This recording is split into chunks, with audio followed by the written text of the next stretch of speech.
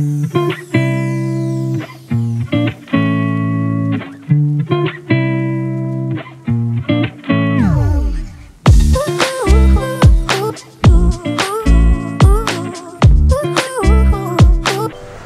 sila. Ha? Nilo. Gilo. Gilo. Ulitin natin. Gilo. Oh my God. Gilo. Magluluto si Buwa, guys. Kasi hindi silang dalawa magra-rice. Yes, I do. Ah, si Daido. Daido pala. Yun. Dido. Nakalimutan ko na i-vlog ko na yan. Dido pala, guys. Tama. Ba-na-na-na-na-na. Na-na-na-na-na-na-na. My tears ran cold, I'm wondering why. So, ang niluluto ko, munggo. Hindi na ako nakapaglaswa, guys, kasi nung last pa ako nag-craving na magluto ako ng munggo. So, gusto ko siyang lagyan ng ampalaya, okra, talong. Dayan kay Deepak. Kasi pag kakain sila ng dido, mas maganda daw ipares yung chicken curry. So, sabi ko, i-dry mo lang yan na pagluto dahil may sabaw dito, oh, at makakain pa kayo ng gulay. So, today is very quiet dahil napagod siguro ang lahat. Kakasayaw kahapon dahil Tej. Plus, finish now the festival or today is the last day? He don't know. I don't care. Oh, I don't care. Ganyan lagi ang sagutin niya sa akin. I don't care. Kasi nga, pag tinatanong ko siya, guys, today is what? Your festival? Sabi niya, I don't care. Sabi niya. So ngayon, guys, ang tawag niyo kay Deepak, Mr. I don't care. Don't care ang lagi niyang anong sasabihin. I don't care daw. So, pakuluan muna natin ito, guys. Inom si Deepak ng lemon. At least siyuhan nakakain. Maya ko na ilagay yung talong at okra. At saka malunggay. Wala rin ito tigil, kakapatik-patik. Si Deepak mahilig yan ng patik-patik habang nagluluto. Oh my God, I'm tired of this washing these dishes. Tired na daw siya. Sabi niya, pag nandito tayo sa kusina, parang forever na may mga hugasin. Of course, this is why it's called kitchen. The dishes will appear automatically. Sabi niya, the dishes will appear automatic daw. Tawa siya. You'll put gravy in this or no? Because you have this.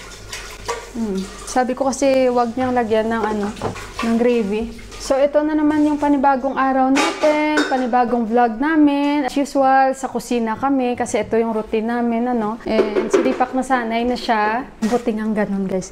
Nasanay na siya na everyday andito rin siya. And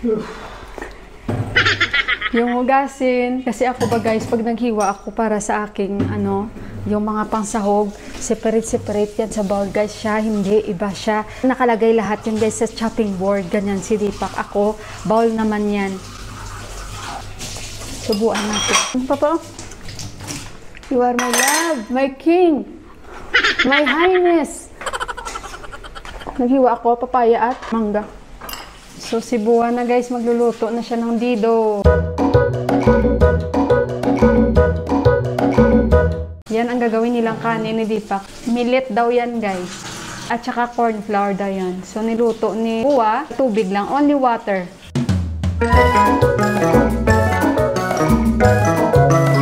Paborito to ni Deepak. Prakash Day eating? Subas bay?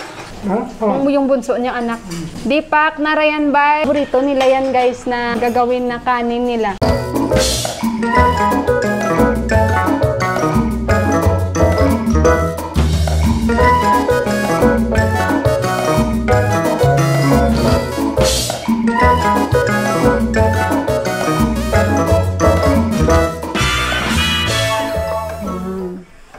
Nag-iiba yung texture niya.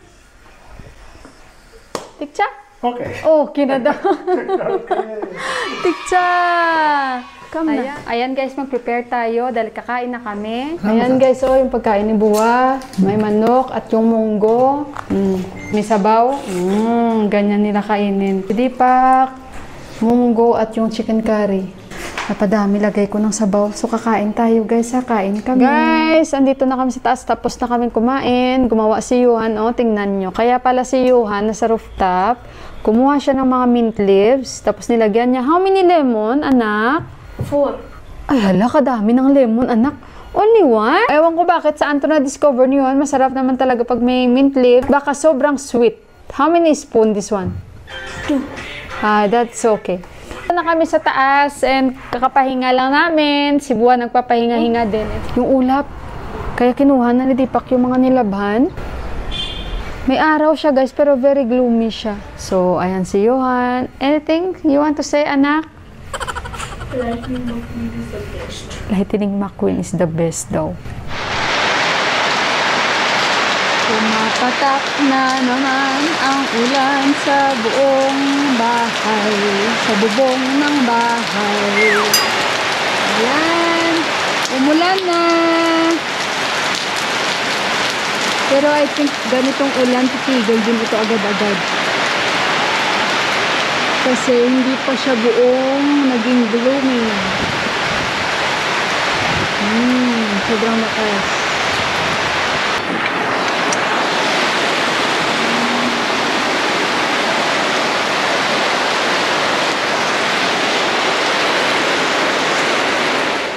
A few moments later. Hello guys, kakagising ko lang, nakatulog ako guys. Siguro mga 2 hours ang tulog ko. Bumaba ako now.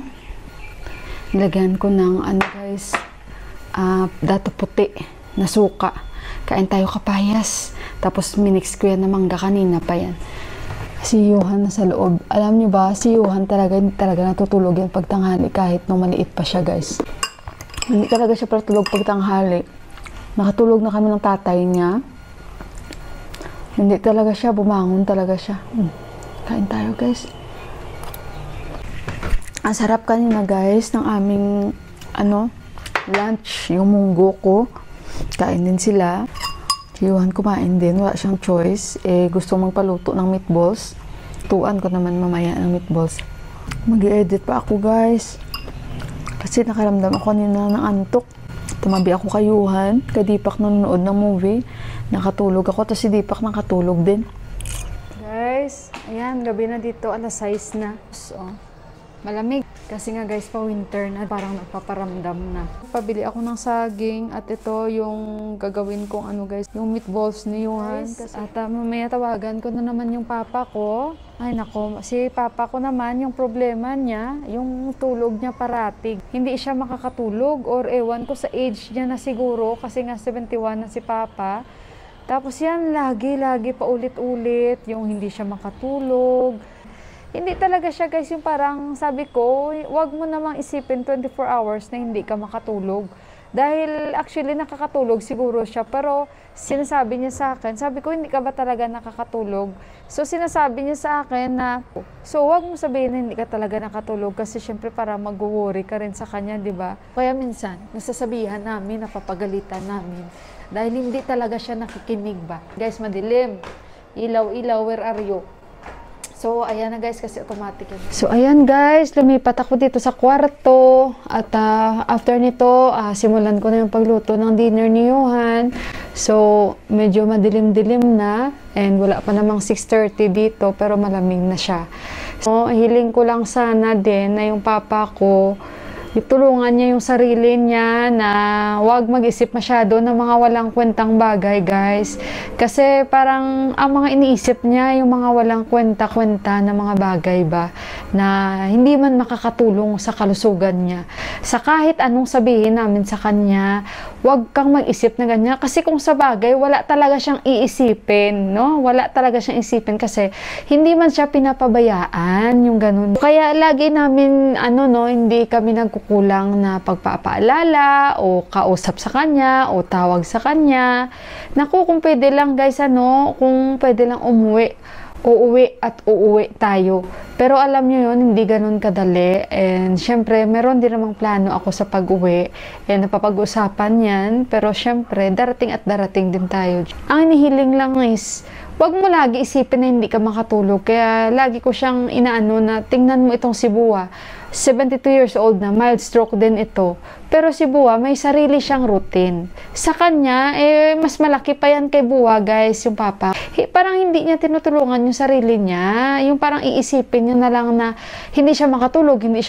Wala ang mangyayari yung ganun. Kaya, Yan ang ano namin ngayon, no? Yung parang napapag-isip kaming magkakapatid na parang nakikita namin iba iba ang kanyang mga iniisip na hindi niya na dapat yun iniisip, guys, kasi sinabi ko rin sa kanya, wala kang problema sa kuryente, wala kang problema sa may naglalabas sa'yo, may nagluluto sa'yo. Ngayon, ayaw niya naman magpaluto dahil nga magastos daw kasi sa pagkain siya ang gumagastos dahil may pera naman siya nakukuha doon sa lumang bahay namin na renta, and yung sa tubig, saka kuryente niya, hindi naman siya yung nagbayad.